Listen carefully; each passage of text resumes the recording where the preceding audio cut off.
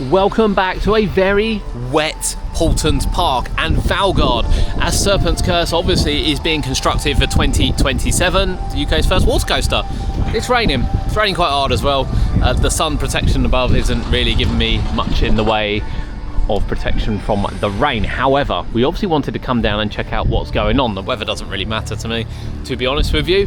And we can see from Draken that more supports have arrived. Much bigger supports have arrived. A lot of little ones were already on site. As you can see, they've been installed. You'll be pleased to hear more have been installed too, but much bigger supports have arrived down the back. I don't know how close we can get a photo of them because some of them are right deep back, but we will certainly try. There's no microphone today. Unfortunately, where it's raining, the microphones aren't waterproof. So I'm hoping you can hear me okay, and we'll get some views now. Probably try and get some views of the supports first, and then show you some of the other bits that have been installed over here, including the turn over there. It looks awesome, it really does. You can really see the angle and the dip it's going to take as it goes round from the turn. Can't wait. Here is a look at some of the new supports which have arrived on site. And as we said, these are generally considerably bigger than the ones that were here. There are actually a couple of small ones we can now see which are still there, but these ones are much bigger, and there's a lot of them as well. Not seeing any, we probably need to have a little bit of a closer look, not seeing any sort of junction ones, T-junction ones, which are going to split for the much bigger areas. But they're not all here. We know they're not all here, and it's very hard to see without seeing up close. And we can't get too close to these because there is this fence you can see here, and indeed the hedge in the way as well. So there are ones further back that we can't get a brilliant view of, but they are on site. Whether or not they make their way onto the site, we'll have to wait and see. But it's great to see them here ready to go. Some of the smaller ones have been installed. We'll get to those shortly. We can see quite a few of them actually. There are more down the back. As I said, I can't get a view of those, but they are again quite long ones as well. I think they're going to need the equipment in order to put those up, and I would imagine they'll do that roughly the same time as they start installing the track. So I have a feeling the longer ones will probably sit here for a little bit longer yet, but more small ones have been installed.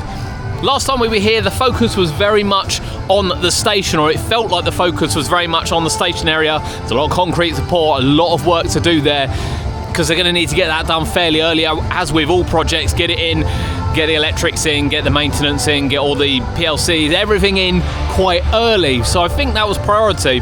Again, with some of the supports being installed on site, and we will show you those, it's likely they did need space to get these ones on as well. So next, we're going to show you what's going on the station area and see if we can see anything different there before showing you the site and showing you some more supports which have been installed. Onto the station area, and where the board has fallen down, you can see that concrete has now been poured around the front area too, and you can actually see it spread around the back, so it is coming on quite nicely. I think there is quite a lot to be poured here and quite a lot of groundwork still to do. But you can see here as well, the base is going round what we believe will be sort of the maintenance area. The structure for that will go up once all this is done. The base is going round for there. So the whole station maintenance area is coming along really nicely. Over on the site, and you look across and you just see supports installed, particularly down the back area. We had a couple of these installed last time, but we didn't quite know the trajectory of the drop. Well, we kind of do now as it comes round, and you can see the angle of the top of the supports in terms of how the track is going to bend and which way and which direction it's going to go. And it just looks incredible. It really is quite a ground hugger, this one. Bearing in mind you've got quite a big drop and you're reaching speeds of 44 miles an hour. This one is going to feel quick. It's going to feel quick, and the bunny hops are really going to take shape. But loads of supports right round the back, really low ones all installed.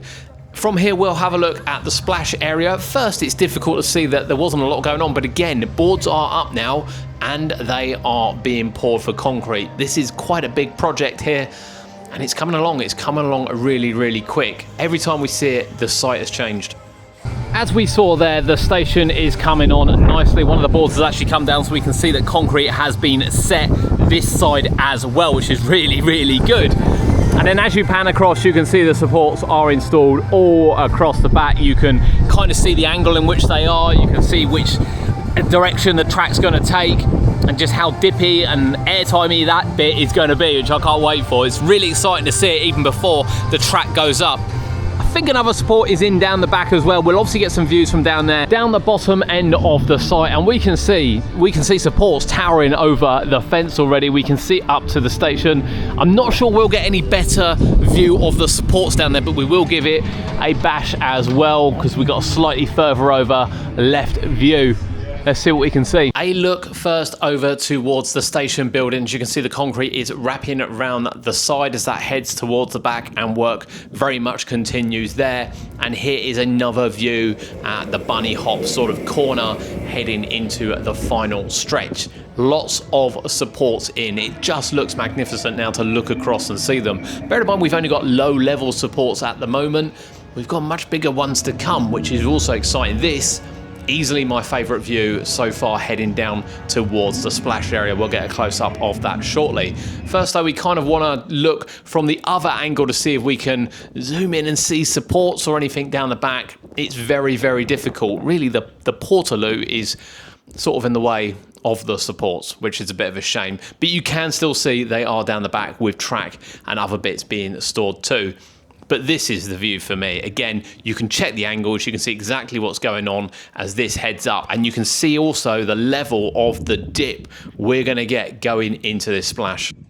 This is where the different angles really come to light. We can see that more supports have been installed here. In fact, that just looks brilliant leading down to the splash zone. And we can also see they built up around the splash zone bit as well. It's very wet here today. It's quite hard to get views from along here, but we can see that is in place. So it looks like concrete will be starting, or continuing, shall we say, on that quite shortly as well. So there is progress on the splash. There's definitely progress on the supports down this side and across the back as well. And you've got to remember, these are right at the edge of the site. So they're not really, apart from installing track, going to have to come back down here. And again, instead of installing track, they're not going to have to go back down there either. Not sure how many more low-level ones there are, to be fair, that they can install without specialist equipment, but I guess we'll find out over the next week, couple of weeks potentially. But we're here for it. We're here to cover it, even in the weather as well. Now, there's a couple of other things we want to look at around the park whilst we are here. That includes the touch-up work they were doing for Velociraptor around the corner.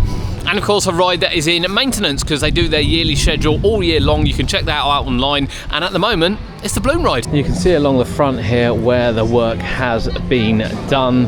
Obviously, this is accessible while the ride is open. Anything that needs touching up, they touch up. And that is now finished. Right, let's head over. I don't think it's going to be that busy in Peppa Pig World, but we'll see if we can get some shots of the balloons, because we know they're under maintenance. If we can't, we can't, but we're going to go and have a look.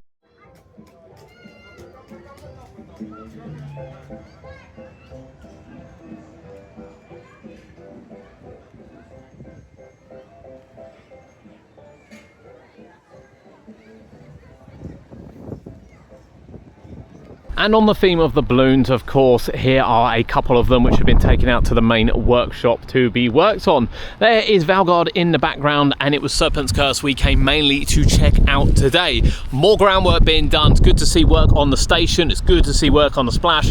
But of course, we want to see the installation of it. It's windy, I do apologise. I know there's going to be wind noise.